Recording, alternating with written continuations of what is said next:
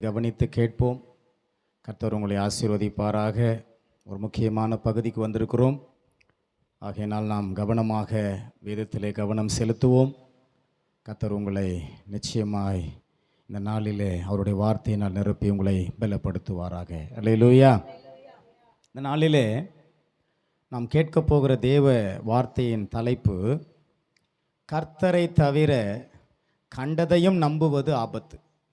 ஒரு மாதிரி சொல்லுங்க பார்க்கலாம். கர்த்தரை தவிர கண்டதையும் நம்புவது ஆபத்து. இப்போ நீங்கள் சில பேர்கிட்ட போய் கை கொடுக்குறீங்க, கை குலுக்குறீங்க, அவங்க சரியான ஆள் தானான்னு பார்த்து கை கொடுக்கணும். ஏன்னா சில இடங்களில் நம்ம கை கொடுக்கும்போது அது சர்பத்தின் வாயாக கூட இருக்கும். சர்பத்தின் வாயில் போய் கை கொடுத்தா என்ன ஆகும்? சர்பம் உடனே முத்தம் கொடுத்து, பரவாயில்ல நீ எனக்கு கை கொடுக்குறேன்னு சொல்லுமா? உடனே அது வாயை திறந்து என்ன செய்யும்? தன் விஷ பல்லை எடுத்து நம் கையை கடித்து விடும். அது ஆபத்து தானே. போன வாரம் ஒரு செய்தி பார்த்தேன். ஒரு மனிதர் நன்றாக குடித்து விட்டு, நீங்களாம் அந்த செய்தி படிச்சிருப்பீங்கன்னு நினைக்கிறேன். நடந்து வந்து கொண்டிருந்தார். நடந்த செய்தி எங்கேயும் இல்லை, நம்ம தமிழ்நாட்டில். நன்றாக குடித்து விட்டு தள்ளாடிக்கொண்டே வந்த மனிதர், அங்கே குறுக்கே வந்த ஒரு கண்ணாடி விரியன், ஒரு டாப் பாய்சன் உள்ள ஒரு பாம்பு. அது கடித்தவுடனே மூளையை செயலிழக்க செய்துவிடும். அவ்வளோ கொடிய விஷமுள்ள கண்ணாடி விரியன், ஒரு பெரிய கண்ணாடி விரியன் குறுக்க வருகிறது. அவர் என்ன செய்தார்? போதையில் அதை போய் கையில் எடுத்து அதோடு விளையாடி கொண்டிருக்கிறார். கொஞ்ச நேரத்தில் அந்த கண்ணாடி விரியன் அவரை கடித்து விட்டது. அடுத்த சில மணி நேரம் அவர் இறந்து விட்டார். இது நடந்தது இப்போ சமீபமாக. அப்போது கண்டதெல்லாம் நம்பி போய் தொற்றக்கூடாது. சில நேரத்தில் நமக்கு ஆபத்தாக முடிஞ்சிடும். ஆனால் கர்த்தரை நீங்கள் முழு மனதோடு நம்பலாம். எப்போ வேணால் அவர் கை கொடுக்கலாம், அவரோட பேசலாம், அவரோட உறவாடலாம், அவரிடத்துல நம்பிக்கையாக இருக்கலாம். ஏன்னா அவர் தீமையே செய்யாதவர், தீமையே செய்யாதவர். அதனால தான் வேதம் சொல்லுகிறது, பொல்லாங்கினால் ஒருவரையும் சோதிக்கிறவர் அல்ல. ஒருவரை கஷ்டப்படுத்தி அவர்களை பாடுபடுத்தி அதில் ரசிக்கிற ஆண்டவர் அல்ல நம்முடைய ஆண்டவர். இரத்த வெறி பிடித்தவர் அல்ல நம்முடைய ஆண்டவர். அவருடைய இருதயம் பரிசுத்தமானது. அல்லேலூயா. தன்னை அன்பின் தெய்வமாக வெளிப்படுத்தினவர். அன்பாக தான் உலகத்துக்கு வந்தார். எல்லாரையும் நேசித்தார். யாரையும் பாவி என்றும் துன்மார்க்கன் என்றும் நல்லவன் என்றும் வேறு பிரிக்கவில்லை. ஆனால் பாவத்தை கண்டித்து உணர்த்தினார். பாவிகளை நேசித்தார். இப்படிப்பட்ட ஒரு ஆண்டவரோடு கூட எப்பொழுது வேண்டுமானாலும் பயணிக்கலாம். ஒரு ஆபத்தும் இல்லை, எப்பொழுதும் சந்தோஷமே. ஆனால் உலகத்தில் நீங்க அவரை தவிர மற்றதெல்லாம் அவருக்கு மேல நம்பினீங்கன்னு வச்சுக்கோங்க, சில அதுவே உங்களுக்கு ஆபத்தா முடிஞ்சிடும், பாய்சனா மாறிடும். இதெல்லாம் நான் சொன்னதெல்லாம் ஒண்ணுதான், நிறைய இருக்கு உலகத்தில். நிறைய பேர் இன்னைக்கு ஆண்டவர் மேல் உள்ள நம்பிக்கையை விட மனுஷர் ரொம்ப அதிகமாக நம்பி, அவங்களை என்னமோ இதய தெய்வம் போல நம்பி கடைசியில் ஒரு மோசமான நிலையில் போய் முடிவிலே பரிதாபத்திற்குரியவர்களாக மாறிவிட்டார்கள். இன்னைக்கு வேதத்திலேருந்து ஒரு 3 பகுதி உங்களுக்கு காட்ட போகிறேன். முதல் பகுதி ஆதியாகமம் புஸ்தகத்தில் 3ஆம் அதிகாரத்தில் ஏதேன் தோட்டம். இங்கே இருந்தது ஆதாமும் ஏவாளும், 2 பேர் மட்டும்தான் இருக்கிறாங்க. அப்பொழுது எந்த சந்ததிகளும் பிறக்கவில்லை, ஜெனரேஷன் இல்லை. முதல் உண்டாக்கப்பட்ட இருவர் ஆதாமும் ஏவாளும். இப்போ தேவன் இவர்களுக்கு சகலவற்றையும் சிருஷ்டித்து, ஒரு குறை கிடையாது அவங்களுக்கு ஏதேன்ல. அவங்க வெளியில் போயிட்டு எதையும் சோர்ஸ் பண்ணணும்னு அவசியமே கிடையாது. ஏதேனை விட்டு வெளியில் வரணும் அவசியமே இல்லை. அவ்வளவு தேவையான அனைத்தும் எங்கே இருக்குது கவனிக்கிறீங்களா? ஏதேனில் இருக்கிறது. ஒரு நதி, 4 ஆறுகள், தோட்டம் நிறைய கனி மரங்கள், புசிப்புக்கு நல்ல ஆகாரம் எல்லாம் இருக்குது. ஆதாமுக்கு ஏவாளுக்கு ஒரு குறை இல்லை. ஆனால் ஒரே ஒரு காரியத்தை தேவன் சொன்னார். என்ன சொன்னார்? தோட்டத்தின் நடுவில் இருக்கக்கூடிய நன்மை தீமை அறியத்தக்க ஜீவ விருட்சத்தின் கனியை புசிக்க வேண்டாம். ஒரே ஒரு நிபந்தனை. 91 விஷயத்தில் விட்டு கொடுத்துட்டு ஒரு விஷயத்தை மாத்திரம் செய்யக்கூடாதுன்னா அதில் நம்ம அதில் செய்யாமல் இருக்கிறது நல்லது தானே. சிலர் என்கிட்டலாம் கேட்பாங்க, ஏன் பிரதர் ஆண்டவர் இப்படி செஞ்சார், நான் என்ன செஞ்சாருன்னு கேட்டேன். போயும் இப்படி தோட்டத்தில் அதை வச்சிட்டாரு, எதை வச்சிட்டாரு. அதாங்க இந்த ஆதாம் ஏவாள் சாப்பிட்டாங்களே. ஏங்க 99 இல்லைங்க, ஆயிரக்கணக்கான கனிமரங்களை வச்சவர் ஒன்றை வேணான்னு விளக்குனார்னா நீ விலகி இருக்க வேண்டியதானே. அதில் கூட உன்னால் கட்டுப்பாடாக வாழ முடியாதா? இன்னைக்கு அதெல்லாம் விட்டுருவாங்க, நல்லதெல்லாம் விட்டுட்டு கெட்டது ஒன்று இருக்கு பாருங்க, அதைத்தான் நோக்கி ஓடுது உலகம் இன்னைக்கு. அதை தான் தேவன் வேணான்றாரு, அதை நம்பாதன்றாரு. அது ஒரு நாள் உன்னை என்ன செய்யும் சொல்லுங்க, என்ன செய்யும்? உன்னை ஒன்றும் இல்லாமல் ஆக்கிடும், உன் வாழ்க்கையே பாழாக்கிடும். அப்புறம் அழுதாலும் வராது. சரி, என்ன நடந்ததுன்னு கொஞ்சம் சொல்லுங்களேன். இப்போ ஆண்டவர் சொல்லிட்டு அவர் போயிட்டாரு. இப்போ இருக்கிறது யார் தோட்டத்தில் சொல்லுங்க? ஆதாமும் ஏவாள். இப்போ 3ஆம் அதிகாரத்தில் முதல் வசனத்தை வாசிக்கலாம், கவனிங்க. தேவனாகிய கர்த்தர் உண்டாக்கின சகல காட்டு ஜீவன்களை பார்க்கிலும் சர்ப்பமானது தந்திரமுள்ளதா இருந்தது. அது ஸ்திரியை நோக்கி, நல்லா கவனிங்க, அது ஸ்திரியை நோக்கி, நீங்கள் தோட்டத்தில் உள்ள சகல விருட்சங்களின் கனியையும் புசிக்க வேண்டாம் என்று தேவன் சொன்னது உண்டோ என்றது. முதல் கேள்வி என்னது? நீங்க எல்லாத்தையும் சாப்பிடலாமா? ஆண்டவர் சொல்லிட்டாரா? எப்பவுமே இந்த சில வஞ்சனையான வார்த்தைகள் சும்மா வராது, நம்மளையே மயக்கிற மாதிரி வரும், நம்மளையே குழப்புற மாதிரி வரும். அப்போதான் நம்ம ரொம்ப தெளிவாக இருக்கணும். நேராக வந்து சர்ப்பம் என்ன கேட்டிருக்கணும்? ஏன் ஆண்டவர் உங்களை அதை சாப்பிட வேணான்னு சொன்னார்னு கேட்டிருக்கணும். ஆனால் என்ன கேட்குது? நீங்கள் தோட்டத்தில் உள்ள சகல விருட்சங்களின் கனியை, அதாவது எல்லாத்தையும் சாப்பிட வேணான்னு சொன்னாரோ? சில நேரத்தில் நம்மளை கேட்குற ஆட்கள்லாம் பாருங்க, நல்லதாக கேட்குற மாதிரியே இருக்கும், கிடையவே கிடையாது. இது உள்ளத்தில் ஏதோ ஒன்று வச்சின்னு கேட்பாங்க.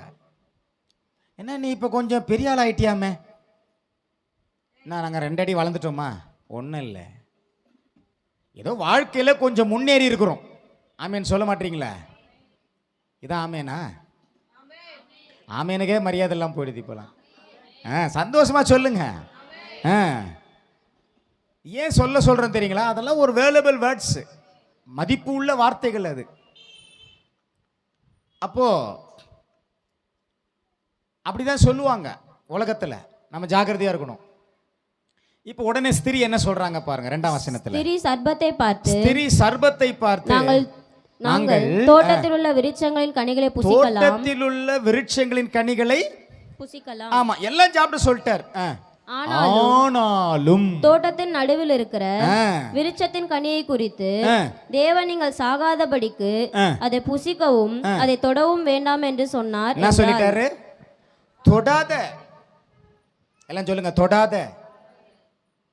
தொடவே தொடாத. அதை அப்புறம் என்ன செய்யாத? அதை எடுத்து புசிக்காத. தொடவும் செய்யாத, புசிக்கவும் செய்யாத அப்படின்னு தேவன் சொல்லிட்டார். சொன்னது அப்படியே ஏவாள் பிள்ளை மாறாம ஒப்புவிக்கிறார். யாருக்கிட்ட? சர்பத்துக்கிட்ட. ஆனா 4ஆம் வசனத்துல சர்பம் என்ன சொல்லுது? அப்பொழுது சர்பம் ஸ்திரியை நோக்கி, சாகவே சாவதில்லை என்ன சொல்லுது? ஆனா தேவன் என்ன சொன்னாரு? அதை புசிக்கும் நாளிலே நீங்கள் சாகவே சாவீர்கள் அப்படின்னு ஆண்டவர் சொல்லிட்டார். ஆனா சர்பம் என்ன சொல்லுது? நீங்கள் இதை புசிக்கும் நாளிலே உங்கள் கண்கள் திறக்கப்படும் என்றும் நீங்கள் நன்மை தீமை அறிந்து தேவர்களைப் போல இருப்பீர்கள் என்றும் தேவன் அறிவார் என்றது. பாத்தீங்களா? தேவனுக்கு தெரியும். ஆனா உங்களை என்ன பண்ணி வச்சிட்டாரு? அப்படியே அடக்கி வச்சிட்டாரு உங்களை. நீங்க முன்னேறிடக்கூடாது. தேவனுக்கு என்ன எண்ணம் பார்த்தீங்களா? நீங்க அதை சாப்பிட்டீங்கன்னா உங்க கண்கள் திறந்துரும், நீங்க வேற லோகத்தில் இருப்பீங்க. இல்ல சிலருக்கு இந்த கண்களை வச்சே இந்த உலகம் தெரிய மாட்டேங்குது. எப்போ பார்த்தாலும் வேற உலகம் தான் தெரியுது நிறைய பேருக்கு. வேற உண்மை, அது பிசாசினுடைய ஒரு விதமான மயக்கம். இப்போ என்ன சொல்லுது பிசாசு, சர்ப்பம், நீங்கள் நன்மை தீமை அறிந்து தேவர்களைப் போல இருப்பீர்கள். இப்போ யாரை நம்பணும்? கர்த்தர் சொல்கிறத நம்பணுமா இல்லை சர்ப்பம் சொல்கிறத நம்பணுமா? இப்போ ஏவாள் முடிவு எடுக்கணும். நம்மளா இருந்தால் என்ன முடிவு எடுத்திருப்போம்? எனக்கு கர்த்தர் சொல்லிவிட்டார், அவ சொல்றத தான் நான் நம்புவேன். எல்லாம் சொல்லுங்க, அவ சொல்றத தான். யார் சொல்றத நம்பணும்? உலகமே வந்து சொன்னா கூட சரி, உலகமே நாங்கள் இவ்வளோ பேர் சொல்றாங்க, நீங்க நம்ப வேணாங்கிறீங்க. நம்பாதீங்க. உலகமே சொன்னாலும் நம்பாதீங்க, கர்த்தர் சொல்றத மாத்திரம் நம்புங்க. சந்தோஷமா ஒரு அழில சொல்லுங்க பார்க்கலாம், உற்சாகமா சொல்லுங்க. உலகமே சொன்னாலும் சரி, 1000 பேர் சொல்லிட்டங்க, இது தேவையில்லைன்னு எனக்கு ஆண்டவர் சொல்லிட்டாருங்க, அவ்வளோதாங்க. இல்லைங்க, நீங்கள் ஒரு முறை ட்ரை பண்ணி பாருங்களேன், ஒரு முறை முயற்சி செய்யுங்க. கிடையவே கிடையாது. ஒரு முறை கூட இல்லைங்க, நினைச்சே பார்க்க மாட்டேன். கர்த்தர் சொல்லிட்டார், அவ்வளோதான். நினைத்து பார்க்க மாட்டேன். அப்புறம் என்ன ஒரு முறை ட்ரை பண்ணுறது? எதையும் நினைத்தே பார்க்க மாட்டேன். கர்த்தர் சொல்லிவிட்டார். ஆனால் அப்படி சொல்லலை ஏவாள். உடனே ஏவாள் சொல்ற வார்த்தை என்ன? 6ஆம் வசனத்துல, அப்பொழுது ஸ்திரியானவள் அந்த விருட்சம் புசிப்புக்கு நல்லது, அந்த விருட்சம் புசிப்புக்கு இன்னும் சாப்பிட கூட இல்லை, சாப்பிடாமையே நல்லதுன்னு சொன்ன ஒரே ஆளிவ தான்.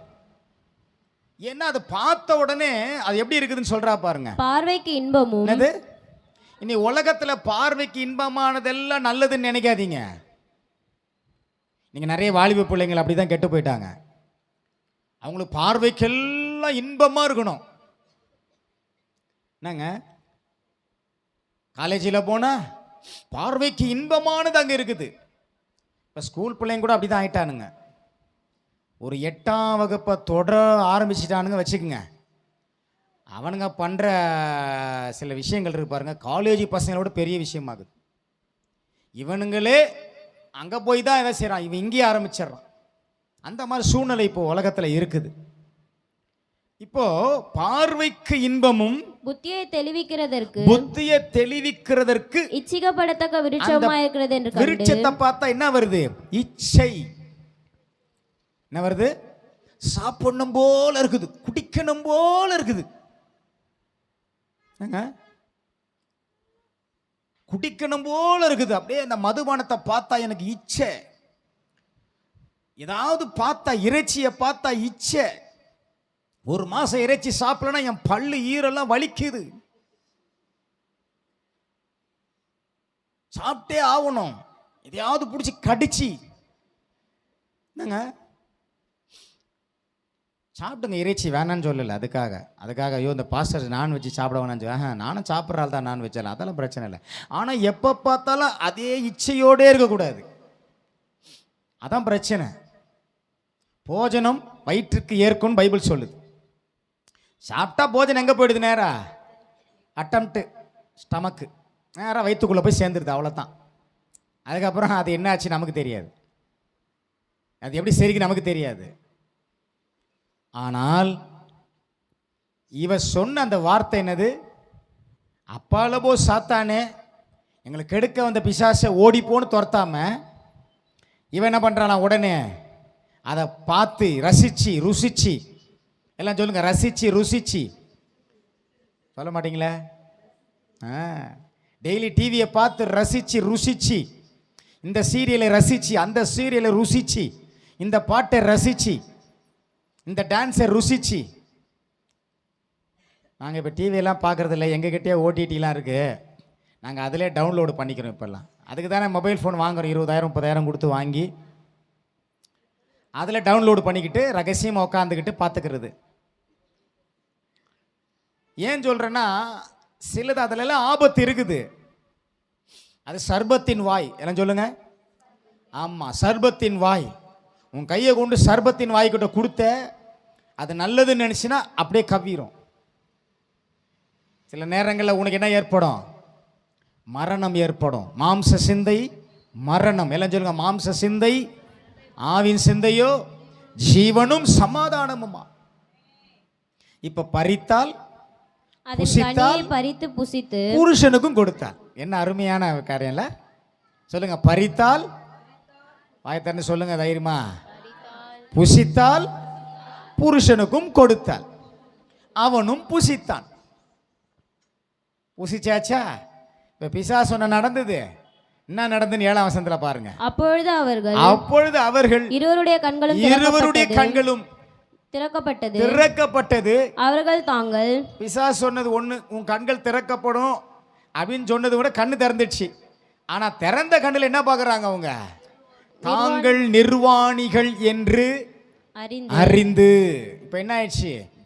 வேறொரு தன்மையை உணர்கிறார்கள். நல்லா கவனிங்க. இதுவரை அவங்க ட்ரெஸ் போடாம தான் இருந்தாங்க. ஆனா தேவ மகிமை அவங்களை மூடி இருந்தது. அதெல்லாம் அவங்களுக்கு இல்லை.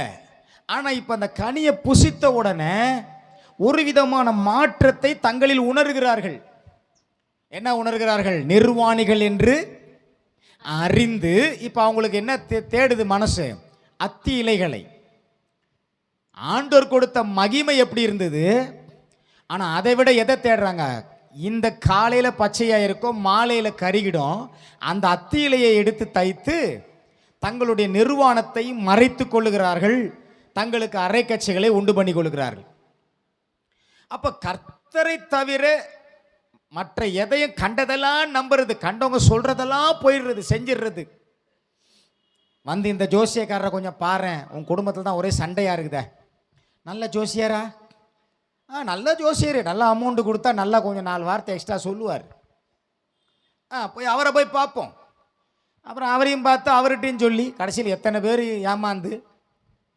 சமயத்தில் ஒரு அம்மா பார்த்தா 50 லட்சத்தை ஒரு சாமியார்கிட்ட கொடுத்து எதை கேட்டுச்சான், சமாதானத்தை கொடுங்கன்னு. இங்கே இயேசு சொல்கிறார், என்னுடைய சமாதானத்தை உங்களுக்கு கொடுக்கிறேன் அப்படின்ட்டு. நான் உலக பிரகாரமாய் கொடுக்கறதில்லை. அவர் ஒரு சமாதானத்தையும் கொடுக்கல. கடைசியில் 50 லட்சம் திருப்பி கேட்குது. சூனியை வச்சிருவேன் உனக்கு, ஞாபகம் வச்சுக்கோ, ஓடிடு. ஓச்சா 50 லட்சம். என்னங்க, ஒருத்தன் முதல வாய்க்கில் போய் கையை விட்டுக்கிட்டு இருக்கான். என்னன்னா வித்த காட்டுறாரான்.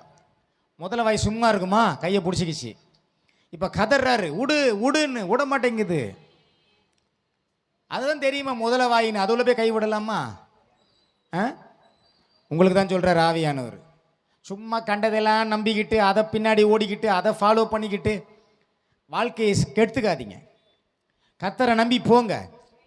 பழைய பாடல் ஒன்று இருக்குல்ல, கர்த்தரை நம்பி ஜீவிப்போம், கவலை கஷ்டங்கள் தீர்ந்திடும், கைவிடா காத்திடும் பரமனின் கரங்களை நாம் பற்றி கொள்வோம், கைவிடா காத்திடும் பரமனின் கரங்களை நாம் பற்றி கொள்வோம், கர்த்தரை நம்பி ஜீவிப்போம், கவலை கஷ்டங்கள் தீர்ந்திடும், கைவிடா காத்திடும் பரமனின் கரங்களை நாம் பற்றி கொள்வோம். எவ்வளவு அழகான பாட்டு இல்ல? எந்த கஷ்டத்துல கர்த்தர் கரம் பிடிச்சிக்குங்க. அப்பா என்னை விட்டுறாதீங்கப்பா, நீங்க என்ன பிடிச்சிக்கங்க. நீங்க பிடிச்சினா விடவே மாட்டீங்க. மனுஷர் பிடிச்சா விட்டுருவாங்க என்ன. புரியுதுங்களா? இப்போ என்னாச்சு? ஆண்டவர் வர்றாரு, தோட்டத்தின் நடுவில் உலாவறதுக்கு 2 பேரையும் காணோம். வரவேற்பாங்க முதலாள ஆதாம் ஏவாளும் காணோம். ஆதாமே எங்கே இருக்கிறாய்? நான் ஒளிந்து கொண்டிருக்கிறேன். ஏன் ஒளிந்து கொண்டிருக்கிறான்? நிர்வாணியா இருப்பதனால் ஒளிந்து கொண்டிருக்கிறேன். உன்னை நிர்வாணி என்று அறிவித்தவன் யார்? நான் புசிக்க வேண்டாம் என்று விளக்கின கனியை புசித்தாயோ? நான் ஒன்றும் புசிக்கலை, என் பொண்டாட்டி கொண்டாந்து கொடுத்தா. உடனே அவளை கேட்கிறார், நீ ஏன் புசித்தாய்? நான் சாப்பிடல, சர்ப்பம் என்னை வஞ்சித்தது. சர்ப்பத்தை கேட்கிறாரு. கடைசியில் எல்லாருக்கும் சாபம். சர்ப்பத்தை பார்த்து சொன்னாரு, நீ வாழ்நாளெல்லாம் மண்ணிலே ஊர்ந்து மண்ணையே தின்பாய். ஸ்திரீக்கு சொல்றாரு, நீ வாழ்நாளெல்லாம் ஒரு பிள்ளையை பெத்தெடுக்க பாடாப்படுவே. அதனால தான் இன்னைக்கு கற்ப வேதனைப்பட்டு பிள்ளைகள் பிறக்குது.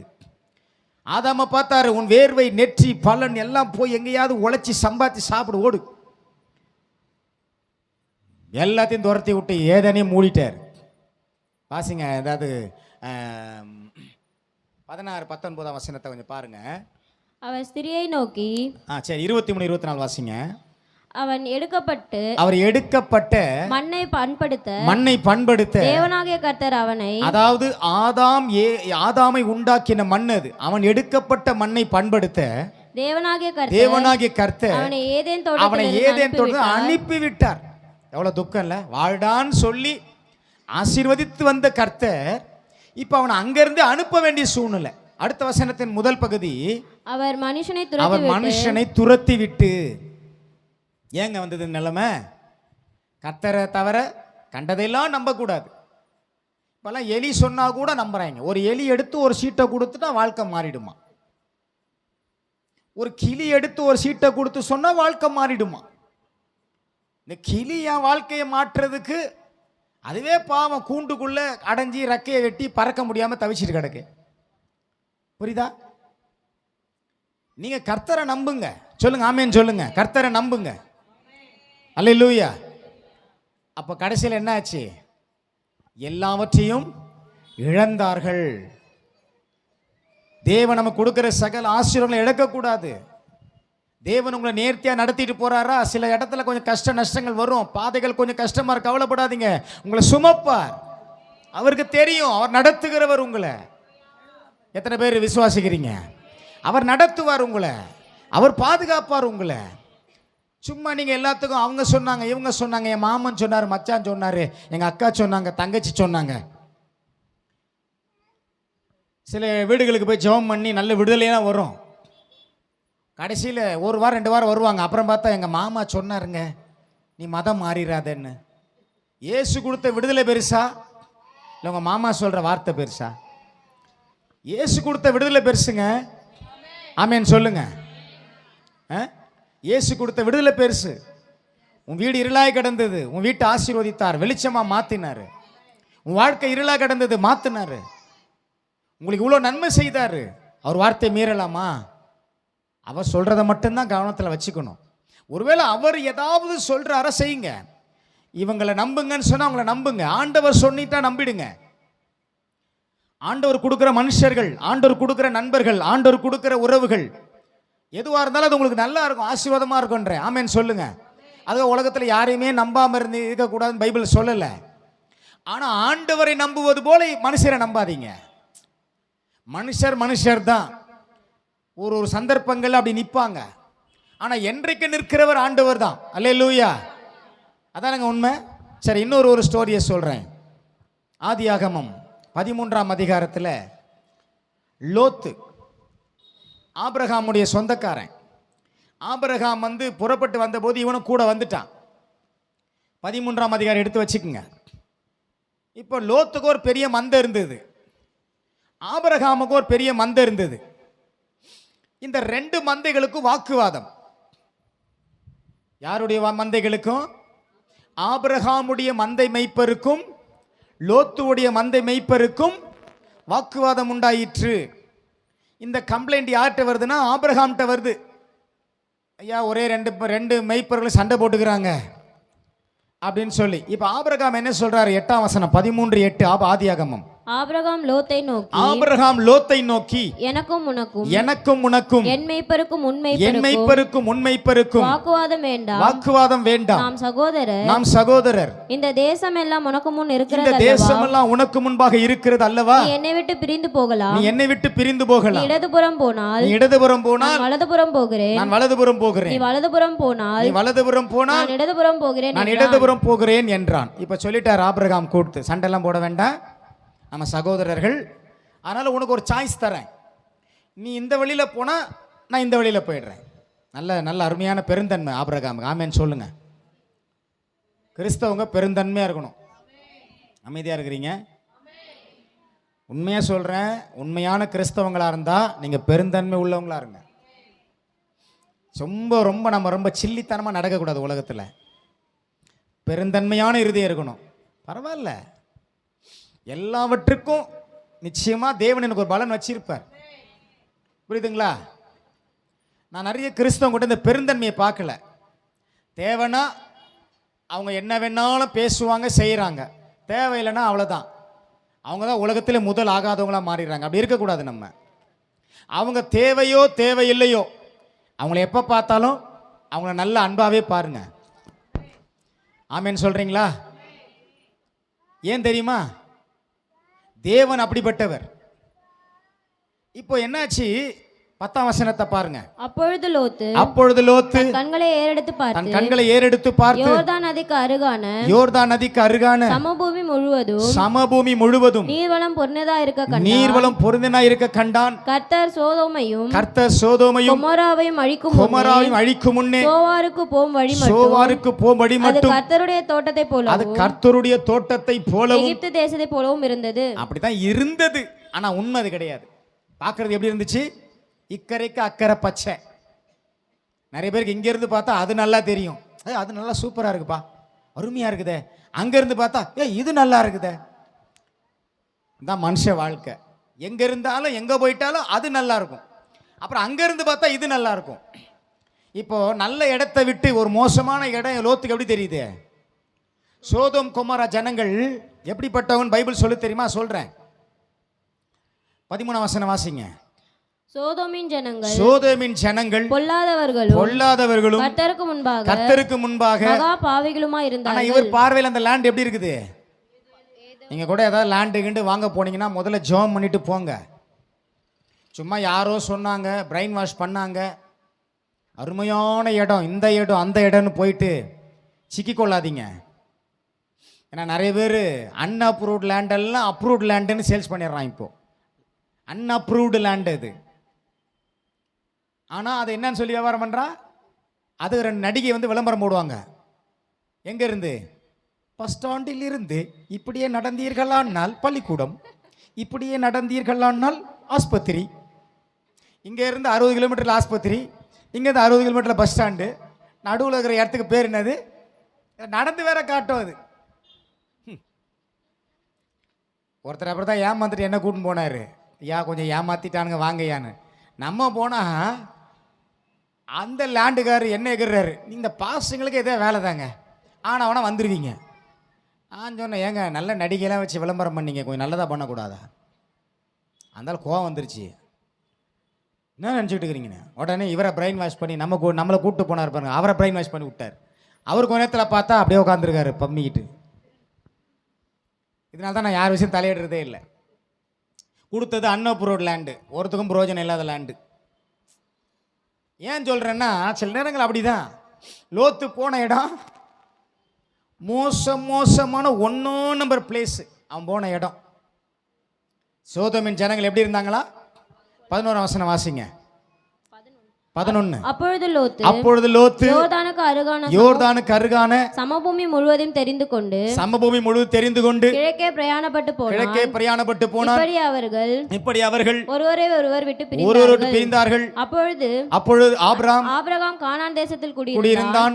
லோத்து அந்த யோர்தானுக்கு அருகான சமபூமியில் உள்ள பட்டணங்களில் வாசம் பண்ணி சோதோமுக்கு நேரே கூடாரம் போட்டான். போன அப்புறம் தான் தெரியுது சோதோம் எப்படி இருக்குன்னு. அங்க இருக்கிற ஜனங்கள் பொல்லாதவர்கள், மகாபாவிகள். இப்ப அதை அழிக்கணும்னு கர்த்தர் இறங்குறார். எதை? ஒரு அழிக்கப்பட வேண்டிய நியமனப்பட்ட இடத்துல போய் குடியிருக்கிறான். அது அழிக்கப்பட போகிற இடம், சாம்பலாய் கவிழ்த்து போடப்பட வேண்டிய இடம். அங்கே போய் லோத்து குடியிருக்கிறான். ஏன் தெரியுமா? பார்வைதான், விஷன் சரியில்லை, பார்வை சரியில்லை. பார்த்ததுல பசுமையா இருக்குது. நான் சொல்றேன், அழகா இருக்குது நம்பிராதீங்க. நல்ல அழகு சந்தோஷம். சிலது அழகு மாறி தோன்றும், ஆனால் அது அழகு அல்ல. தெரியுமா? சில காடுகளிலே நிறைய பழங்கள் இருக்கும். சில ஆராய்ச்சியாளர்கள் சில பழங்களை பற்றி சொல்லுவாங்க, இந்த பழம் பார்ப்பதற்கு நன்றாக இருக்கும், விஷம் நிறைந்தது, அதை புசிக்க கூடாது. அது யாருக்கு தெரியுது? அவன் கண்டுபிடிச்சு வச்சிருக்கான். நம்மளா இருந்தா பசிக்குது, 2 பறி ஏவாள் மாதிரி பறிச்சு புசிச்சு கடைசியில் எங்க ஓடி ஒளியணும்? எங்கன்னா ஓடி ஒளிஞ்சிக்க வேண்டியதுதான். ஆண்டவர் ஓடி ஒளிய நம்மளை படைக்கலைங்க. யாருக்காக ஓடி ஒளியாதீங்க, தைரியமா நில்லுங்க. ஆமேன் சொல்லுங்க பார்க்கலாம். யாரை கண்டு ஓடி ஒளியக்கூடாது. நம்ம கடைசி வரை கர்த்தரை பார்த்து ஓடுகிற ஜனங்களா இருக்கணும். அல்லேலூயா. தைரியமா சங்கீதக்காரன் சொல்றான், என் தலையை நிமிர பண்ணுகிறவர். அல்லேலூயா. நீரே என் மகிமை, நீரே என் கேடகம், என் தலையை நிமிர பண்ணுவர். தலை நிமிர்ந்து நடக்கணும் உலகத்தில். தேவனுடைய பிள்ளைகளுக்கு அப்படிப்பட்ட ஒரு ஆசீர்வாதம் உண்டு. ஆமென் சொல்லுங்க பார்க்கலாம். கடன் ஒருவேளை இருக்கலாம், தேவைகள் இருக்கலாம், பிரச்சனைகள் இருக்கலாம், பலவீனம் இருக்கலாம், சோர்வுகள் இருக்கலாம், எதிர்ப்புகள் இருக்கலாம், போராட்டங்கள் இருக்கலாம். ஆனால் ஒரு இடத்தில் உன் தலை கவிழ்ந்து நடக்க விட மாட்டார். அல்லேலூயா. பரிசுத்த ஆவியானவர் மூலமா சொல்றேன், நீ தலை நிமிர்ந்து நடப்பாய். அப்படின்னா என்ன செய்யணும்? உன் முகம் அவரை தேடணும், அவர் பிடிச்சிக்கணும், அவரோட கை கொடுக்கணும். அவர் சொல்லுவார், இது நல்ல கரம், பிடிச்சிக்கோ, இங்க போய் சேர்ந்துக்கோ, இங்க போய் உட்கார்ந்துக்கோ, இங்க போய் இரு, நான் சொல்ற இடத்துக்கு போ. ஈசாக்கு சொன்னார்ல, நான் எகிப்துக்கு போலான்னு இருக்கிறேன், போகாத, நான் சொல்ற இந்த கேரார்ல குடியிரு. அப்பதான் அவன் 100 மடங்கு அறுவடை கண்டான். அப்பதான் அவன் விதைச்சிக்கிறான். அப்பதான் அவன் துறவு தோன்றா, தண்ணீர் வருது. எகிப்துக்கு போயிருந்தா என்ன இருக்கும் தெரியுமா? கதை வேற மாதிரி போயிருக்கும். அவன் மனைவியா அவனுக்கு கிடைச்சிருக்க மாட்டான். அவ்வளவு மோசமான ஊர் அது அந்த காலங்களில். கர்த்தர் சொல்றார், உன் குடும்பம் நல்லா இருக்கணும், நீ என்ன பண்ணணும்? நான் சொல்ற இடத்துல குடியிரு, நான் சொல்ற மாதிரி செய். இன்னைக்கு சொல்றேன், கர்த்தர் சொல்ற மாதிரி செய்தீங்கன்னா நீங்க நல்ல ஆசீர்வாதமா இருப்பீங்க. சும்மா அவர் சொன்னார், இவர் சொன்னார், இவங்க சொன்னார், இவர் டிவியில் அப்படி சொன்னார், அவர் டிவியில் எப்படி சொன்னார், இவர் ரேடியோவில் எப்படி சொன்னார், இவர் யூடியூப்ல எப்படி சொன்னார், அதெல்லாம் விடுங்க. பைபிளில் சரியா என்ன சொல்லி இருக்குது அதன்படி சொல்றாங்களான்னு கவனிங்க. ஆமென். அல்லேலூயா. உங்க வாழ்க்கை மாறணும்னு ஆசைப்படுறீங்களா? உங்க வாழ்க்கை உயரணும்னு ஆசைப்படுறீங்களா? பிரச்சனையிலிருந்து நான் வெளியில் வரணும்னு நினைக்கிறீங்களா? நீங்கள் எதையும் தேவையில்லாமல் செய்யாதீங்க. இதுக்கு வேற ஆலோசனை எல்லாம் பண்ணாதீங்க. நீங்கள் முழுக்க முழுக்க கர்த்தரோட இருங்க. அவரை தவிர சில காரியங்களை வேற யாரையும் நம்பாதீங்க. சொந்த புருஷனை கூட நம்பாதீங்க. என்னடா பாஸ்வேர்டு சொல்கிறாரேன்னு நினைக்காதீங்க. சொந்த மனைவி கூட சில நேரத்தில் கர்த்தரை மீறி நான் சொல்கிறது, அதுக்காக புருஷனோட சண்டை போட்டுட்டு இருக்காதீங்க. பாஸ்டர் சொன்னார், அப்புறம் அவங்க சொல்லுவாங்க, இந்த சபைக்கே நீ போயிடாது, அந்த ஆள் நல்ல ஆள் இல்லை, உனக்கு எனக்கு சண்டை மூட்டி விட்டாரு என்னங்க. அப்புறம் நமக்கு வந்தால் வம்பு வருது. நீங்கள் இன்னும் சிஸ்டர் ஆளே காணோம், நீங்கள் வேற போன வாரம் சொன்னீங்களா, நான் என் புருஷங்கிட்ட 2 விட்டேன், எங்கள் பாஸ்டர் சொன்னாருன்னு. அப்படியா? இரு, என் சர்ச்சுக்கு போனால் தானே. ஒரு பாஸ்டர் வந்து போய்கிட்டு இருக்கார், எதிரில் ஒருத்தர் வந்தார். ஐயா நீங்கள் தானே என் பொண்டாட்டி வர சபையின் பாஸ்டர்? ஆமாங்க ஐயா. என் பொண்டாட்டி வந்து என்ன தான் பண்ணுதுங்க? ஏங்கய்யா? அட ஏங்கய்யா நீங்கள் வேறு, இங்கே வீட்டில் வந்தா என்ன பிடிச்சி உழுக்குன்னு உழுக்குறா. என்னமோ நீங்கள் தான் சொல்லி கொடுத்துறீங்கன்னு நினைக்கிறேன். ஐயா நாங்கள் பைபிளில் இருக்கிற வசனத்தை தான் ஐயா சொல்கிறோம், வேற ஒன்றும் சொல்லுங்க ஐயா. சில நேரங்கள் அப்படி மிஸ்யூஸ் பண்ணிக்கூடாது. ஆனால் கர்த்தருடைய ஞானம் உங்களை நிரப்பணும். இப்போ என்னாச்சு, போய் இவர் கூடாரம் போட்டார் பாருங்க, அப்போ தான் தெரியுது எல்லாம் பொல்லாதவர்களும் மகாபாவிகளுமான இடத்துல வந்துட்டனே. இப்போ ஆண்டவர் 2 தூதர் அனுப்புறாரு அழிக்கிறதுக்கு. பார்த்தாங்க யார் இருக்கிறது? லோத்து. லோத்துக்கு கர்த்தருடைய கண்களில் கிருபை கிடைத்தது. யாரால? ஆபிரகாமால. ஆபிரகாம் சொல்றாரு, நான் சோதோம் குமாரை அழிக்க போறேன்னு. உடனே ஆபிரகாமுக்கு ஞாபகம் வருது, அங்கே என்னுடைய சகோதரன் லோத்து இருக்கிறான். சரி, அவன் ஒரு 5 நீதிமான்கள் வரைக்கும் பார்க்குறாரு. இல்லை, இருக்கிற ஒரே நீதிமான் லோத்து. வேற வழியில் அவனை வெளில கொண்டு வா. 2 தூதர் போறாங்க. போய் அவங்க வீட்டில் தங்கினா எல்லா சோதோ மக்களும் வரான். அந்த யாரோ வெள்ளை வெள்ளையர்னு செக்கச்செவேல்னு ஹைட்டு வெயிட்டுமா 2 பேர் வந்தாங்க, வெளில கொண்டு வா. ஏன்னா அதெல்லாம் மோசமான பொல்லாத ஆவிகள் அதுங்க. இன்னைக்கு உலகத்தில் ஒரு பயங்கரமான ஒரு கலாச்சாரம் எழும்பி வருது, என்ன தெரியுமா? ஊரினை சேர்க்கை. கவனமாக இருக்கணும்.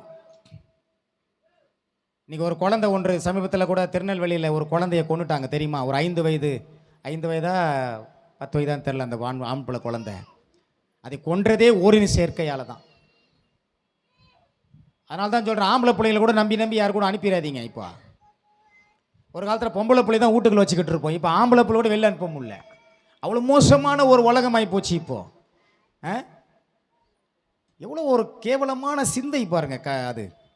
அதுக்கு தானே ஆணும் பெண்ணும் படைச்சிருக்கிறாரு. ஆணும் பெண்ணும் படைச்சி சந்தோஷமாக வாழுங்கன்னு ஒரு வாழ்க்கையை கொடுத்தா இவன் புத்தி எங்கே போகுது பார்த்தீங்களா? அதனால தான் சொல்கிறேன், ஆம்பளை பிள்ளைங்களாக இருந்தால் கூட கவனமாக பிள்ளைகளை பாதுகாத்து கொள்ளுங்க. பொம்பளை பிள்ளையாக இருந்தால் கூட கவனமாக யாரை நம்பிலாம் அனுப்பாதீங்க உங்கள் பிள்ளைகளை. புரியுதுங்களா நான் சொல்கிறது? சிலர் இருக்கிறாங்க, யாரும் நம்பி அனுப்பிச்சிடுறது, கூட்டுப்போ கூட்டு செய்யாதீங்க. ஏன்னா எப்போ யாருக்குள்ளே என்ன மிருகம் இருக்குன்னு தெரியாது, யாருக்குள்ளே என்ன கெட்ட ஆவி இருக்குன்னு தெரியாது, யாருக்குள்ளே எப்படிப்பட்ட சிந்தை இருக்குன்னு தெரியாது. நீங்கள் தான் எல்லாத்தையும் கவனமாக பார்க்கணும். இப்போ அந்த எல்லாம் வந்து அந்த 2 பேரை வெளியில் கூப்பிடு, ஏன்னா எல்லாம் அந்த ஆவி அவங்களை அறிய வேண்டும். லோத்து சொல்கிறான், 2 பொம்பளை பிள்ளைங்க இருக்குது, அதை கூட கொண்டு வந்து விடுறேன், நீங்கள் என்ன வேணால் பண்ணீங்க பிள்ளைகளுக்கு, அவங்கள ஒன்றும் செஞ்சிடாதீங்க அப்படின்னு சொல்கிறான் லோத்து. ஒத்துக்க மாட்டுறாங்க. ஆனால் கடைசியில் அந்த 2 தூதர்களும் லோத்துவையும் பிள்ளைகளை உள்ளே இழுத்து இரு நாங்கள் பார்த்துக்கிறோன்னு சொல்லி எல்லாரையும் குருட்டாட்டம் பண்ணி விடிய வாசலை தேடி கண்டுபிடிக்க முடியாமல் விடியற்காலம் வருது. இப்போ அக்கினி இறங்கி வருது. லோத்துவினுடைய கையை பிடிச்சி கொண்டு போ சீக்கிரம் கிளம்பு, மனைவியை உன் பிள்ளைகளை கூட்டிகிட்டு போ, திரும்பி பார்க்காதே. ஒரு வசனத்தை வாசிக்கலாமா? 19ஆம் அதிகாரத்தில் 15லேருந்து வாசிங்க. கிழக்கு வெளுக்கும்போது தூதர் லோத்தை நோக்கி பட்டணத்திற்கு வரும் தண்டனையில் நீ அழியாதபடிக்கு எழுந்து உன் மனைவிகளையும் இங்கே இருக்கிற உன் 2 குமாரத்திகளையும் அழைத்து கொண்டு போ என்று சொல்லி அவனை துரிதப்படுத்தினார்கள். தாமதித்துக் கொண்டிருக்கிறான். கர்த்தர் அவன் மேல் வைத்த இரக்கத்தினால் அந்த புருஷர் அவன் கையையும் அவன் மனைவி கையையும் அவன் 2 குமாரத்தி கைகளையும் அவனை பட்டணத்தில் வெளியே கொண்டு போய் விட்டார்கள். எவ்வளவு இரக்கம் பார்த்தீங்களா? இல்ல, கடைசியில் என்னாச்சுன்னா ஒரு ஊருக்கு வராங்க, சோவார். அந்த ஊரையாவது விட்டு வைங்க, நான் பழச்சிக்கிறேன்னு சொல்லி கேட்கும்போது சோவார் மேலே மட்டும் அக்கினி இறங்கலை, சோதோம் கொமோரா அழிக்கப்படுகிறது. திருப்ப சோவார்லேருந்து அவன் வேற இடத்துக்கு போயிடுறான் மலைகளில். ஆனால் 26ஆம் வசனம் கவனிங்க. அவன் மனைவியோ பின்னிட்டு பார்த்து உப்பு தூணானாள். சோதோம் கொமோராவை திரும்பி பார்க்காத. பாத்தீனா இயேசு சொல்றார், லோத்தின் மனைவியை நினைத்துக் கொள்ளுங்கள். இன்னைக்கு நிறைய மனைவிகள்ன்றவங்க அடையாளமா இருக்கிறாங்க. லோத்தின் மனைவி நிலைமை என்ன சொல்லுங்க? லோத்தின் மனைவி என்ன? உப்பு தூணானாள். ஏன் ஆண்டவர் என்ன சொன்னாரு சொல்லுங்க? என்ன பண்ணாரு? பின்னிட்டு 17ஆம் வசனம் பாருங்க.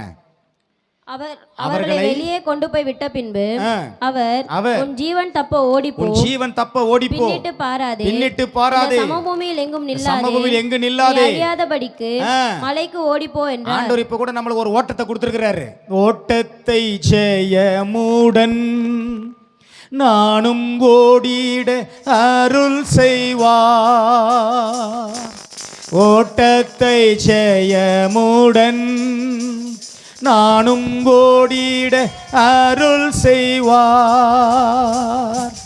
விசுவாச பாதையில் சோராது ஓடிடுவே. விசுவாச பாதையில் சோராது ஓடிடுவே. பரலோகமே என் சொந்தமே என்று காண்பேனோ. என் இன்ப இயேசுவை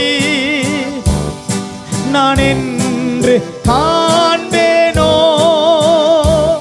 பரலோகமே என் சொந்தமே என்று காண்பேனோ. அல்லேலூயா. நம்ம கூட ஒரு ஓட்டம் ஓடிட்டு இருக்கிறோங்க. ஓடுங்க ஜெயமா. இங்க என்ன சொன்னாரு? திரும்பி பார்க்காத, உலகத்தை திரும்பி பார்க்காத. ஞானஸ்நானம் எடுக்கும்போது ஒரு பாட்டு பாடுறோம். என்ன பாடுறோம்? உலகமே பின்னால் திரும்பி பார்த்துக்கலாமே. தாங்க நான் பார்த்த சினிமா தேட்டர் ஒரு நேரத்தில் உள்ள நான் தாங்க ஃபஸ்ட்டு இருப்பேன். என்னங்க? ஆமாம், பழைய ஞாபகம்லாம் வருது. ஞாபகம் வருதே, நிறைய பேருக்கு ஞாபகம் வருதே. பழைய ஞாபகத்தை விட புது ஞாபகம் இருக்கட்டும். என்ன ஞாபகம்? விசுவாசத்தை துவக்குகிறவரும் சொல்லுங்க முடிக்கிறவருமாகிய இயேசுவை நோக்கி நமக்கு நியமித்திருக்கிற ஓட்டத்தில். அப்பனா உங்களுக்கு ஒரு ஓட்டம் நியமிச்சு வச்சிருக்கிறாரு. ஓடிட்டு இருக்கிறீங்க எல்லாரும், ஓடுங்க. அல்லேலூயா சொல்லுங்க. ஓடுறோம். சும்மா ஞானஸ்நானம் எடுத்த கையோட வந்து ஒரு சபையில் உட்காந்துக்கிறது இல்லை. ஓட்டம் ஜீவியத்தில் ஓடணும். ஓடி ஜெயிக்கணும், ஓடி நிக்கணும். அல்லேலூயா. எங்க போய் நிக்கணும்? கடைசி ஆண்டவர் சமூகத்தில் போய் நிக்கணும். அல்லேலூயா. இவனை ஓடினாரு. இவன் 2 பிள்ளைகளை பிடிச்சி மனைவி பிடிச்சிட்டு ஓடிக்கிட்டே இருக்கிறான். கடைசியில் ஓடி கொஞ்ச நேரத்தில் மனைவி என்ன பண்ணிட்டா? ஐயோ, சோதோமை விட்டுட்டு வந்துட்டோமே, கொமரா விட்டுட்டு வந்துட்டோமே. திரும்பி பாராதன்னு சொன்னதில் ஒரு அர்த்தம் இருக்கு. பின்னிட்டு பாராதன்னா உன் ஜீவியம் போயிடும். அல்லேலூயா. ஆமா, பார்க்கக்கூடாதுன்னா பார்க்கக்கூடாது, தொடக்கூடாதா தொடக்கூடாது. அங்கே தொடாதன்னாரு. அவன் என்ன சொல்றா? தொட்டு பறித்து புசித்து புருஷனுக்கும் கொடுத்தாள். இங்கே பின்னிட்டு பாராதே, நிற்காதே, ஓடிப்போன்னு சொன்னாரு. ஓடுறான் உயிரை காப்பாற்ற. இப்போ நம்மளாம் அப்படிதான் ஓடிட்டு இருக்கிறோம். ஏன்னா இது அழிக்கப்பட வேண்டிய உலகம், நித்திய ஆக்கினைக்கு வைக்கப்பட்டிருக்க இந்த உலகம். நீ உலகத்தில் என்ன வேணா சாதனை பண்ணிட்டு கிடக்கட்டும், எல்லாம் ஒரு நாள் வெந்து உருகி அழிந்து போன்னு வேதம் சொல்லுது. எல்லாம் உருக போகிற பூமி இது. பந்து மாதிரி எரிஞ்சு உருகிறோம். ஒரு பந்து எரிய போல எரிய போகிற பூமி இது.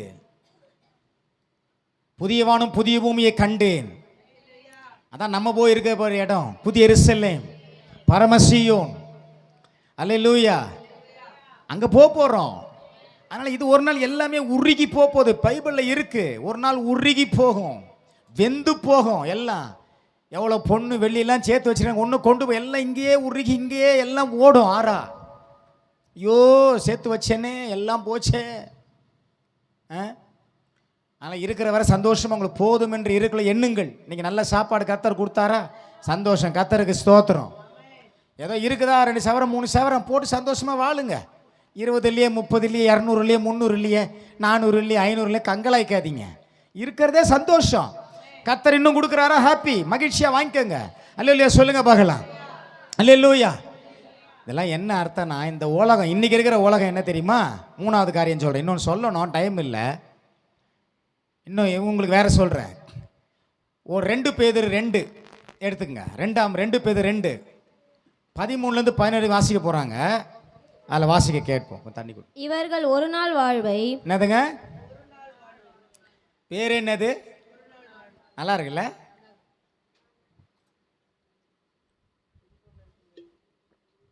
இவர்கள் ஒரு நாள் வாழ்வை இன்பமென்று எண்ணி. பாத்தீங்களா?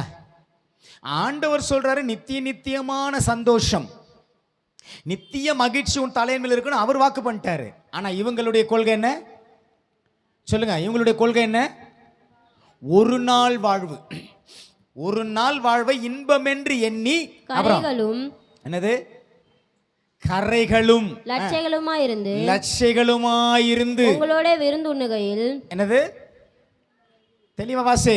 உங்களோடு விருந்துண்கையில் தங்கள் வஞ்சனைகளில் உல்லாசமாய் வாழ்கிறவர்கள். எப்படி வாழ்றாங்களா? ஹலோ, கவனிக்கிறீங்களா? உல்லாசம்.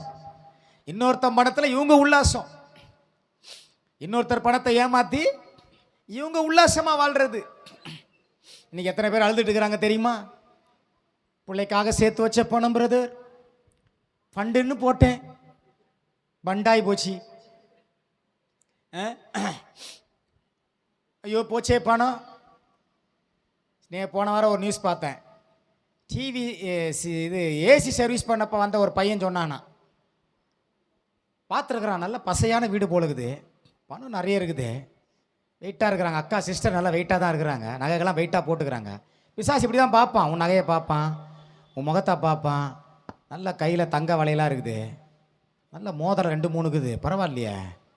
பிசாசு சொல்லுவான், இன்னும் கொஞ்சம் ஆசையை தூண்டு, 2 மோதிரம் பத்தாதா, இருக்கிற 5 பேர்லேயும் மோதிரம் போடணுமா? இதுதான் ஓவர் பேராசை. 1ஓட 2ஓட நிறுத்தினா கூட பரவாயில்ல, 5. ஒரு பாஸ்டர் 5 மோதிரம் போட்டு இப்படி இருக்கிறாரு. பாஸ்டரே 5 மோதிரம் ஆசைப்பட்டா நாங்கள் படக்கூடாதா பிரதர்? அவன் பார்த்தான், அக்கா நான் ஒரு ஐடியா தரேன், உங்களை பணத்தை கொஞ்சம் மல்டிப்ளை பண்ணுறேன். எவ்வளோ கொடுத்துச்சான்? 60 லட்சம். டிவி மணிமா சொல்லுவோம், ஏசி சர்வீஸ் பண்ண வந்த பையன்கிட்ட. இந்த அம்மா கொடுத்தது மாத்திரம் எல்லாத்தையும் வாங்கி வேற கொடுத்துச்சான். கடைசியில் இப்போ அவன் என்ன சொல்கிறான், பணமே என்கிட்ட இல்லை. அவன் உல்லாசமாக வாழ்ந்துட்டான். உன் பணத்தில் அவன் உல்லாசமாக வாழ்ந்துட்டான். பிசாசு அப்படி தான் உன்னை ஏமாற்றி அவன் உல்லாசமாக வாழ்வான். ஜாக்கிரதை, கர்த்தர் கொடுத்ததை காத்துக்கிட்டு ஓடு. கொடுத்தது சந்தோஷமா இரு. நீ ஏன் ஒருத்தருக்கு நன்மை செய்யறது தப்பு இல்லை. நீ தானம் தர்மம் பண்ணுறது உனக்கு ஆசீர்வாதம், ஒருத்தருக்கு சந்தோஷமாக கொடுக்கறது ஆசீர்வாதம். ஆனால் ஏமாறுறது சாபம். நீ ஏமாறுறது சாபம், சாபம் அது. ஜெபம் பண்ணுங்க, ஆண்டவரே நாங்கள் இந்த உலகத்தில் வாழ்கிறவரை நன்மை செய்கிற கரங்களை உடையவளாக இருக்கணும், எங்கள் கரங்கள் ஆசீர்வதிக்கப்படணும். ஆனால் ஏமாளிகளாக வாழக்கூடாது. நாங்கள் சர்ப்பங்களைப் போல வினா உள்ளவர்களாக இருங்கன்னாரு. ஏமாளியா இராதன்றார் இயேசுவே. கிறிஸ்தவங்கன்னா ஏமாத்திடலான்னு உங்கள்கிட்ட சாத்தான் வரக்கூடாது. நீ அப்போ தான் சர்ப்பங்களைப் போல வினா உள்ளவர்களாக இருக்கணும். ஆமீன் சொல்லுங்க. அல்லேலூயா. இவங்க எப்படி வாழ்கிறாங்களா? ஒரு நாள் வாழ்வை இன்பம் என்று எண்ணி கரைகளும் லட்சைகளுமாயிருந்து உங்களோடு விருந்துண்டு. இவங்களெல்லாம் கூப்பிட்டு விருந்து வர வைக்கிறீங்க. நான் விருந்து பிரியாணி 60 போய் நல்லா பொரிச்ச மீன் எல்லாம் விருந்து. ஆனால் அது லட்சை. லட்சை. தானியேல் காலத்தில் விருந்து வச்சான் தரியு. அந்த விருந்தே சாபமானது. அந்த ராத்திரியில கொல்லப்பட்டான். ஏன் தெரியுமா? சில விருந்துகள் கரை போவாத. மேஜையில் வைக்கப்பட்ட ராஜ போஜனத்தை எல்லாம் தானியேல் பார்க்கிறான். இது கரை, இது லட்சை. புசிக்க கூடாது. நான் உங்க கிட்டக்கிற பருப்பு சாம்பார் கூடியா போதாங்கிறான். கீரை சோறு. நம்மள கீரை சோறு. கீரையா? ஒரு நாள் வீட்டில் கீரை சோறு செஞ்சு பாருங்க. கீரையா? இந்த கீரை தின்னாதவங்களுக்கெல்லாம் கண்ணு பிரச்சனை வரும். நல்லா கீரை சாப்பிடுங்க, புரியுதா? எப்போ பார்த்தாலும் leg piece, chest piece, grill piece தின்னு தின்னு கொலஸ்ட்ரால் லெவல் ஏறிக்கினே போகுது. அதை குறைக்கிறதுக்கு வர அப்புறம் மாத்திரை, செலவுக்கு மேலே செலவு. அதுக்கு தான் 4 நாள் கீரை சாப்பிடணும், 4 நாள் காய்கறி சாப்பிடணும், பேலன்ஸாக போகும். நாங்கள் நல்லதை சொல்லித்தர. ஆமேன்னு சொல்லுங்க. 10 நாள் மரக்கறி சாப்பிட்டவனும் 10 நாள் ராஜபோஜன பூசி நிற்க வச்சு பார்த்தா இந்த 10 நாள் மரக்கறி சாப்பிட்டவன் தான் 10 மடங்கு சமர்த்தராக இருக்கிறான். சாப்பாட்டினால யாரும் ஞானவான்கள் ஆவறதே கிடையாது. ஆமேன்னு சொல்லுங்க பார்க்கலாம். அல்லேலூயா. நல்லா சாப்பிட்டு சாப்பிட்டு வயிறு தான் பெருசாகுது. என்னது? அதான் உண்மை. புத்தி ஷார்ப் ஆக மாட்டேங்குது. அதுக்காக பட்டினி கிடக்க நான் சொல்லலை. எதையும் கரெக்டாக அதுவாக செய்யுங்க. புத்திமான்களாக இருங்க. ஆண்டவர் சொல்றாரு, ஒளியின் பிள்ளைகளை பார்க்கிலும் இப்பிரபஞ்சத்தின் பிள்ளைகள் அதிக ஞானவான்களாக இருக்கிறார்கள். அப்படின்னா நீங்க எப்படி இருக்கணும்ன்றாரு. வாசிங்க. அவர்கள் உல்லாசமாய் வாழ்கிறார்கள். அப்புறம் விபசார மயக்கத்தால் நிறைந்தவர்களும் பாவத்தை விட்டு ஓயாதவர்களுமாய் இருக்கிறார். பாவத்தை விட்டு ஓயாதவர்களுமாய் ஓயவே இல்லை. அவங்க வாழ்க்கை எப்படி இருக்குது? பாவத்திலேயே ஊறுது. 24 மணி நேரமும் பாவம் பாவம்னு பாவத்தில் ஊறிக்கொண்டிருக்கிற ஒரு வாழ்க்கை தான் அவங்க வாழ்க்கை. அப்புறம் கண்களை உடையவர்கள் உறுதி இல்லாத ஆத்துமாக்களை பிடித்து. பாத்தீங்களா? தந்திரமாய் பிடித்து. எப்படி பிடிச்சாங்க? ஏவால சர்ப்பம் தந்திரமாய் பிடித்து. நீங்க நல்ல ஆண்டவரோடு அழகா போயிட்டு இருப்பீங்க, சந்தோஷமா ஹாப்பியா. அப்பதான் ஏதாவது ஒரு பிசாசு ஒரு பிரச்சனை கொண்டு உங்களை அவரை விட்டு பிரிக்க நினைப்போம். போகாதீங்க, அவரை விட்டு பிரிஞ்சே போகாதீங்க. புரியுதுங்களா? நமக்கு நல்ல வாழ்க்கை தரக்கூடிய ஒரு ஆண்டவர் மட்டும்தான். நம்மளை எந்த நேரத்தில் தாங்கக்கூடிய பெலன் உடையவர். நம்மளை தாங்கிக்குவார். நீ சோர்ந்து போகும் பொழுதெல்லாம் உன்னை பெலன் கொடுத்து தாங்குவார், சமாதானத்தை கொடுத்து தாங்குவார், கிருபை கொடுத்து தாங்குவார். நீ அவர் அதிகமாக நேசி. இவங்கள மாதிரி ஒரு நாள் வாழ்வு, உல்லாச வாழ்வு, ஏதோ அதுக்கெல்லாம் நினச்சி ஓடாதீங்க. இவங்க கண்கள் எல்லாம் எப்படி இருக்குதா? மயக்கம். உறுதி இல்லாதவங்களையும் பிடிச்சிக்கிறாங்க, தந்திரமா சேர்த்துக்கிறாங்க கூட்டணி. பொருளாசைகளில் பழகின இருதயத்தை உடைய. ஆமா, எப்ப பார்த்தாலும் இருதயத்தில் என்ன ஆசை? ஒரே பொருளாசை. பொருளாசை இருக்கக்கூடாது. தேவை, அந்த தேவை ஆண்டவர் சந்திப்பார். அல்லேலூயா. இன்னொரு கூட வாசிக்கலாம். 1 யோவான் 4ஆம் அதிகாரம் முதல் 4 வசனங்களை வாசிப்போம். பிரியமானவர்களே, உலகத்தில் அநேக கள்ள தீர்க்கதரிசிகள் தோன்றி இருப்பதினால் நீங்கள் எல்லா ஆவிகளையும் நம்பாமல் அந்த ஆவிகள் தேவனால் உண்டானவைகளோ என்று சோதித்தறியுங்கள். தேவ ஆவியை நீங்கள் எதினாலே அறியலாம் என்றால், மாம்சத்தில் வந்த இயேசு கிறிஸ்துவை அறிக்கை பண்ணுகிற எந்த ஆவியும் தேவனால் உண்டாயிருக்கிறது. மாம்சத்தில் வந்த இயேசு கிறிஸ்துவை அறிக்கை பண்ணாத எந்த ஆவியும் தேவனால் உண்டானதல்ல. வரும் என்று நீங்கள் கேள்விப்பட்ட அந்த கிறிஸ்துவனுடைய ஆவி அதுவே, அது இப்பொழுதும் உலகத்தில் இருக்கிறது. பிள்ளைகளே, நீங்கள் தேவனால் உண்டாயிருந்து அவர்களை ஜெயித்தீர்கள். ஏனெனில் உலகத்தில் இருக்கிறவனிலும் உங்களில் இருக்கிறவர் பெரியவர். எல்லாம் சொல்லுங்க, உலகத்தில் இருக்கிறவனிலும். நல்ல கரங்களை உயர்த்தி, உலகத்தில் இருக்கிறவனிலும் எங்களில் இருக்கிறவர் பெரியவர். அப்ப நீங்க என்ன பண்ணோம்? எல்லாத்தையும் நம்ப கூடாது. முதல் வசனம், நீங்கள் எல்லா ஆவிகளையும் நம்பாமல். கண்டதே காட்சி கொண்டதே கோலம் இருக்கக்கூடாது. எல்லா ஆவிகளையும் நம்பாமல் அது தேவனால் உண்டானவைகளோ என்று சோதித்து அறியுங்கள். சோதித்து அறியணும். நல்லா 1000 முறை யோசிக்கணும் ஒரு காரியத்தை செய்யறதுக்கு முன்னாடி. இந்த அவசரம் மாதிரி, ஏவாள் மாதிரி, இந்த லோத்து மாதிரி, சிம்சோன் மாதிரி. சிம்சோன் என்ன பண்ணாரு? தெலீலான் மடியில் படுத்துக்கிட்டு தன்னுடைய பலத்தின் ரகசியத்தை சொல்றாரு. நான் சின்ன வயசுலேருந்தே என் தலைமுடி எடுக்கலை, நான் திராட்சை ரசம்லாம் குடிச்சதில்லை, என்னை மொட்டை அடிச்சா நான் விளைவினேன். தெளிலார் பார்த்தா ரகசியம் கிடைச்சிச்சு, எல்லாரும் வாங்க.